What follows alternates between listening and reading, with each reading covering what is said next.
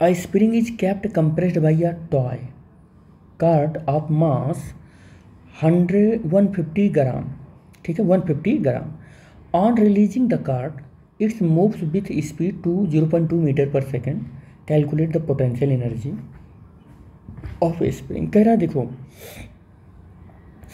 एक स्प्रिंग है और इस स्प्रिंग को कंप्रेस किया गया है एक टॉय के अंदर लगा हुआ है, और टॉय में का जो मास है या टॉय कार्ट का जो मास है वो 150 ग्राम है.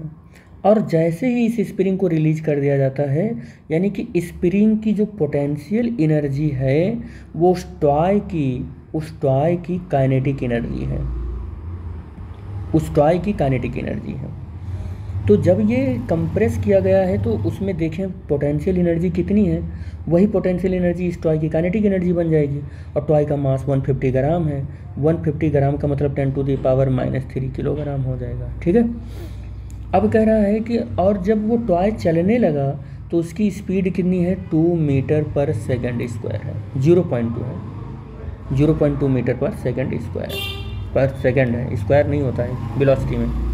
Calculate the potential energy. अच्छा, पोटेंशियल एनर्जी ही कैलकुलेट करनी है, यानी कि potential energy just equal to kinetic energy of the toy car. तो पोटेंशियल एनर्जी और ये हाफ mv² हो जाएगा. हाफ m की वैल्यू कितना है, 150 × 10⁻³ और v की वैल्यू 0.2 का होल स्क्वायर. सॉल्व कर लो इसको.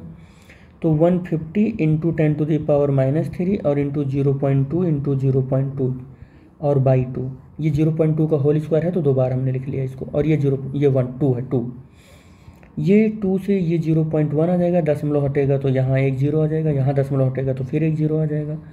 और सॉल्व करोगे तो पोटेंशियल एनर्जी कितना आ जाएगी, 3 × 10⁻³ जूल आ जाएगा.